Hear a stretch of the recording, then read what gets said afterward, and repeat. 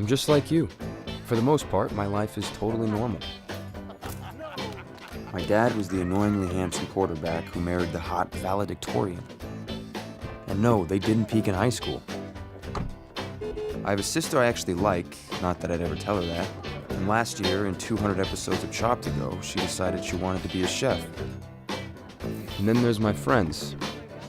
2 of them I've known since pretty much the beginning of time, or at least kindergarten. And one of them I just met a few months ago, but it feels like I've known her forever. We do everything friends do. We drink way too much iced coffee, watch bad 90s movies, and hang out at Waffle House dreaming of college and gorging on carbs. So, like I said, I'm just like you. I have a totally, perfectly normal life. Except I have one huge-ass secret. All right, so my first question is, given, that you're sometimes, most of the time, dealing with superheroes and things that maybe are allegorical to things that are happening in real life, but this is something that is a story that's obviously important to you, that you can identify with. Did that able you to be a better director, or was that more pressure to sort of... Did that get in the way at one point or another? No, I think that in some way, interestingly enough, the superhero stuff prepared me because it's such a heightened world, but you're always trying to find ways to ground it in reality and make it more emotional. And this is still romantic comedy, but you know that you're dealing with a serious subject and you want to kind of still make it emotional. And that balance, that balancing act was, it was familiar to me. I watched it last Tuesday with a bunch of Puerto Rican teenagers who would not shut up and loved it all the way through. But my moment watching the movie, the one moment that I truly loved was when the teacher sort of puts a stop to what's going on in the cafeteria. Because obviously I'm old and I would have done that. Yeah. But my question to you is, did you have somebody like that, or was that kind of wishful thinking on your part? I definitely had allies. I was closeted, so I didn't have to have someone. I wasn't outed, so I didn't have Simon's circumstance, so I didn't have to have someone sort of stand up for me. That being said, one of my closest relationships was with my drama teacher who was gay or is gay, and we still keep in touch. And we would go to the movies together with a whole group of us on the weekends sometimes, and it'll be a real dream and satisfying for him to see this movie. So obviously, I've read in the production notes that somebody like John Hughes' name is thrown around as something to aspire to, but I think what you achieve within the group that you selected is pretty magical unto itself, because it feels real to what's happening now. Rehearsals, no rehearsals, casting. How did that alchemy happen for you with your cast?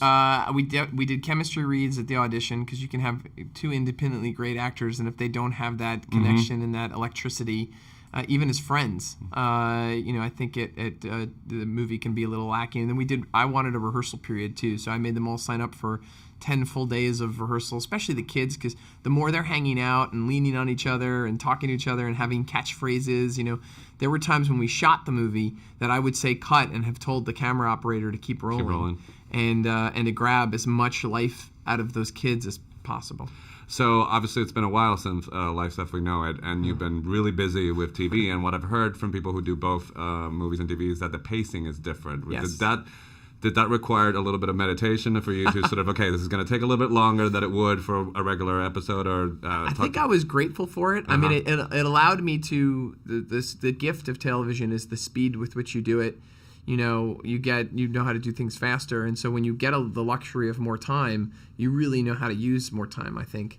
We finished shooting a few days early because we were still so quick that I used all the money of the savings from that for the soundtrack. Oh, nice. And that was... and it's got a great soundtrack. And one of the ways we could afford that was by actually shooting a little quicker. Okay, cool. So I do a podcast with a bunch of people who are fanatics of your Arrowverse. So if I don't ask a question about that, my head will be handed on a platter. So they want to know if there's a possibility of doing more than one crossover a year, or if the Arrowverse is going to keep expanding. Or I think what I call the sort of... There's always little mini crossovers. The super crossover, I think if I tried to do more than one of those a year, I'd get a revolt. I would have mutiny on my hands from everybody. They're really hard to pull off, and I always love that people appreciate them, but they're the hardest thing we have to do all year in television. So as a kid, movies saved my life, but they were pretty much an escape of what was going on with me. So I don't know if that was the same for you growing up, but now we realize the value of them being a mirror for people who may be going through the same thing as Simon, or maybe one of the other friends. Yeah. Or so,